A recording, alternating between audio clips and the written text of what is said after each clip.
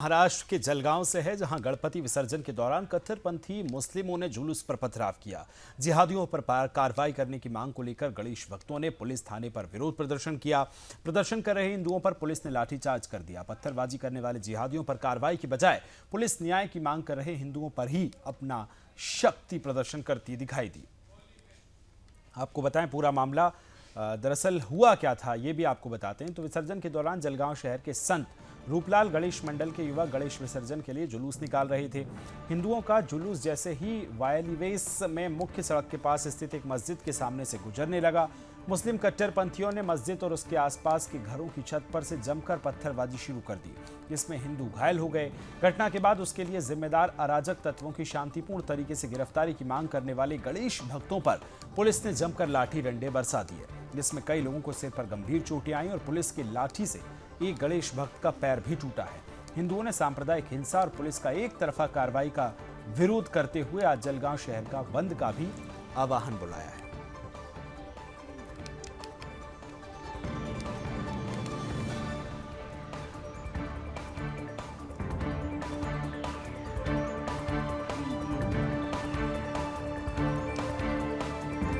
बालाघाट जिले में ईद मिलादुन्नबी के जुलूस को देखते हुए फिलिस्तीन का वहां झंडा लहराने का मामला सामने आया। बता दें कि पुलिस ने फिलिस्तीन का झंडा फहराने वाले 4 आरोपियों को गिरफ्तार किया। गिरफ्तार किए गए आरोपियों में से एक नाबालिग है। इसने इंस्टाग्राम में वीडियो देखकर झंडा तैयार करवाया था। गौरतलब है कि पैगंबर हजरत मोहम्मद के जन्मदिन के अवसर पर मनाए जाने वाले ईद मिलादुन्नबी के पर्व पर जामा मस्जिद से पूरी जुलूस मोहम्मदी शुरू हुआ था।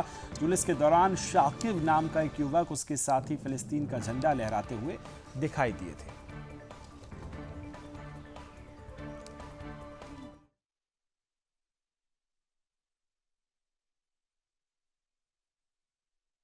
जैसे कि आप सबको पता है, बालाघाट शहर में कल ईद मिलादुन्नबी का जुलूस निकाला गया था। जुलूस के दौरान कुछ युवकों के द्वारा झंडे लहराए गए थे।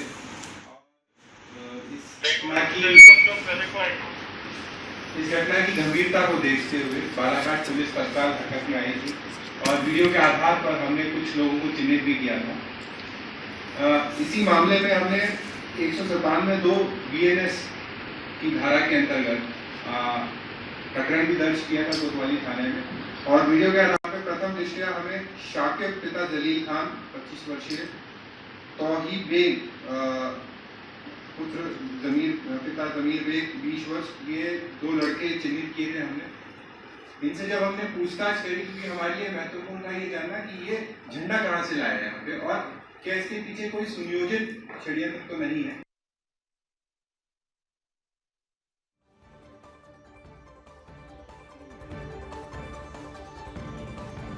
जारी है, लेकिन तस्वीरें आपको दिखा रहे हैं किस तरह से यहाँ फिलिस्तीन का झंडा जो है फहराया गया है और इसी पर विवाद हुआ था। आपको ये भी बताते हैं कि बालाघाट से ये तस्वीरें हैं जहाँ जुलूस में फिलिस्तीन का झंडा लहराने वाले 4 लोगों को पुलिस ने गिरफ्तार कर लिया है और आरोपियों से पूछताछ भी की जा रही है कि आखिर इस तरह के प्रयास उन्होंने क्यों किए हैं। आरोपियों में एक नाबालिग भी शामिल है और अगर बात की जाए तो इस पूरे मामले को लेकर अब फिलिस्तीन का झंडा लहराने वाले 4 लोगों को गिरफ्तार भी कर लिया गया है।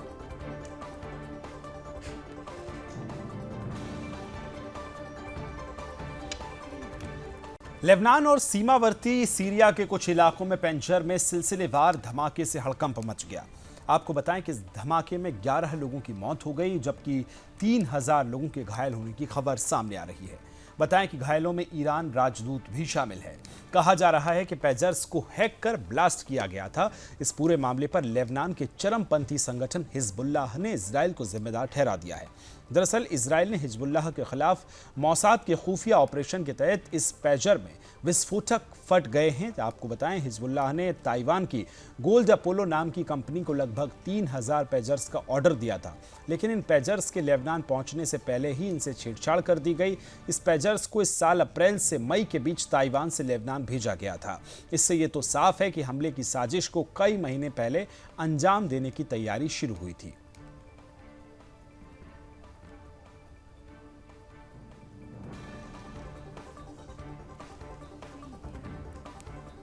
तो देखिए पेजर बम कैसे बना है, ये ग्राफिक्स अब आपको बताते हैं। पेजर एक वायरलेस संचार उपकरण होता है, इसको तैयार किया जाता है और एक ये वायरलेस पूरी प्रक्रिया होती है। आगे चलेंगे और देखेंगे कि और किस तरह से इसका निर्माण किया जाता है। पेजर को बीपर के नाम से भी जाना जाता है, जो अक्सर बीप करता है, और उसके बाद फोन या पेजर में एक्सप्लोसिव फिट उसको किया जाता है। एक्सप्लोसिव फिट जब किया जाता है तो C4 जैसे एक्सप्लोसिव को इसका प्रयोग इसमें किया जाता है और इसके फटने से बड़ा हादसा भी हुआ है। डिवाइस से गैर ज़रूरी पार्ट की जगह इसको यूज़ करते हैं, जहां पेजर का एक वायरलेस जो संचार उपकरण है इसको इस तरह से इस्तेमाल किया जाता है। कैसे बनाया जाता है ये भी हमने बताया, लेकिन जब ये फटा है तो बहुत लोग इससे प्रभावित हुए हैं। 3000 के आसपास लोग इसमें घायल हो गए हैं। 10 से 11 का आंकड़ा भी निकल कर सामने आ रहा है संभावित तौर पे जिनकी मृत्यु हुई है। तो इसको लेकर अब बड़ी एक सियासी आरोप प्रत्यारोप का दौर भी शुरू हो गया है। तो लेबनान में बड़े धमाके भी यहाँ देखने को मिले हैं।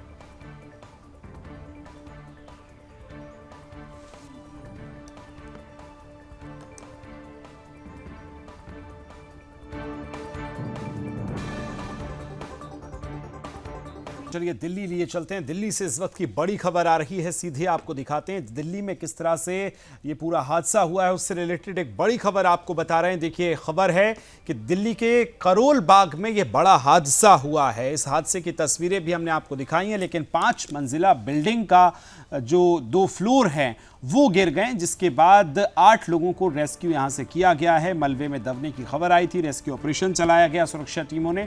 मौके पर राहत बचाव का कार्य जो है वो भी लगातार किया जा रहा है। ये बड़ी खबर आपको बता रहे हैं। दिल्ली के करोल बाग में ये बड़ा हादसा हुआ है। 5 मंजिला इमारत के 2 फ्लोर गिरने के बाद ये पूरा हादसा हुआ। कई लोगों के दबे होने की खबर भी सामने आई थी। जब रेस्क्यू ऑपरेशन चलाया गया तो कई लोगों को यहां से निकाल लिया गया है। 5 मंजिला बिल्डिंग का 2 फ्लोर जो हैं वो गिर गए हैं।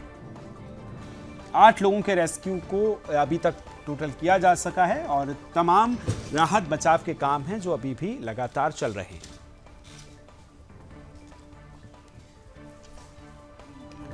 तो तस्वीरें भी आपको दिखा रहे हैं। देखिए 5 मंजिल इमारत के 2 फ्लोर गिरने के बाद ये पूरा हादसा हुआ है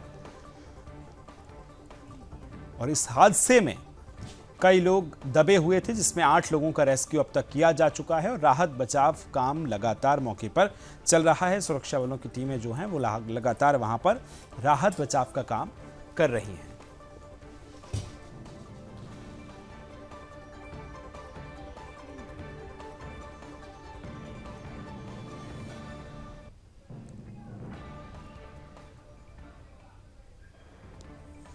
तो दिल्ली से सीधी आपको तस्वीरें दिखा रहे हैं। करोल बाग इलाके की ये पूरी घटना बताई जा रही है जहां हादसा हुआ है।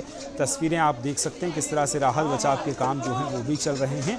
5 मंजिला एक इमारत के 2 फ्लोर गिरने के बाद ये पूरा हादसा हुआ। इसमें 8 लोगों को अभी तक रेस्क्यू किया जा सका है। साथ ही राहत बचाव के काम अभी भी लगातार चल रहे हैं। हालांकि अब ये जांच के बाद सामने आएगा कि क्या वजह रही है। हालांकि बिल्डिंग पुरानी, अक्सर इस तरह की खबरें आती हैं तो यही तथ्य सामने आता है कि बिल्डिंग्स पुरानी थी और लिहाजा इसलिए वो गिरी हैं। लेकिन 2 फ्लोर इस 5 मंजिला इमारत के गिरे हैं, जिसके बाद अब इस पूरे मामले की बात की जाए तो इसमें रेस्क्यू लोगों का किया जा रहा है और अभी तक 8 लोगों को वहाँ से निकाल लिया गया है और अभी भी सर्च ऑपरेशन जो टीमें हैं वो लगातार चला रही हैं।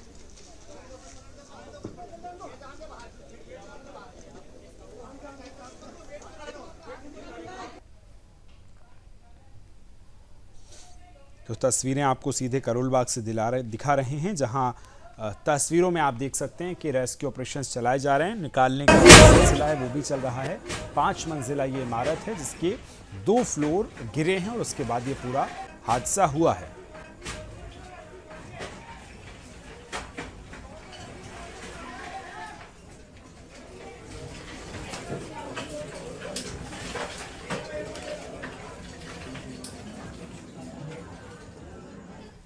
तो चलिए आपको अब सीधे तस्वीरें दिखाते हैं। कांग्रेस जो है प्रदर्शन कर रही है। बयानों के बार पलटवार के बाद अब ये प्रदर्शन कांग्रेस का देखने को मिल रहा है। रवनीत बिट्टू के बयान पर अब कांग्रेस जो है प्रदर्शन पर उतर आई है, सड़कों पर आई है और रवनीत बिट्टू ने राहुल गांधी को आतंकी कहा था। उसके बाद ये पूरा विवाद शुरू हुआ है। बीजेपी मुख्यालय के बाहर कांग्रेस धरना प्रदर्शन कर रही है।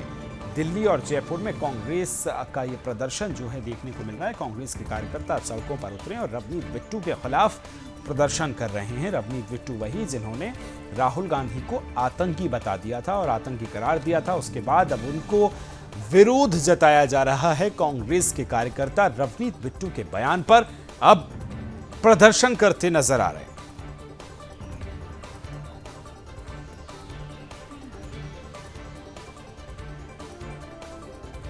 राजधानी दिल्ली और जयपुर में ये कांग्रेस का प्रदर्शन देखा जा रहा है। रवनीत बिट्टू के बयान के बाद अब कांग्रेस जो है प्रदर्शन पर उतर आई है। कांग्रेस के कई नेता जयपुर से लेकर दिल्ली तक ये प्रदर्शन कर रहे हैं और कांग्रेस कार्यकर्ताओं ने पुतला भी फूंका है। तस्वीरें भी आपको दिखा रहे हैं। बड़ी संख्या में कांग्रेस के कार्यकर्ता सड़कों पर उतरे हैं, रवनीत बिट्टू को लेकर विरोध प्रदर्शन कर रहे हैं और तस्वीरें आपको दिखा रहे हैं जहां रवनीत बिट्टू का पुतला भी फूंका है। ये बड़ी खबर आपको बता रहे हैं।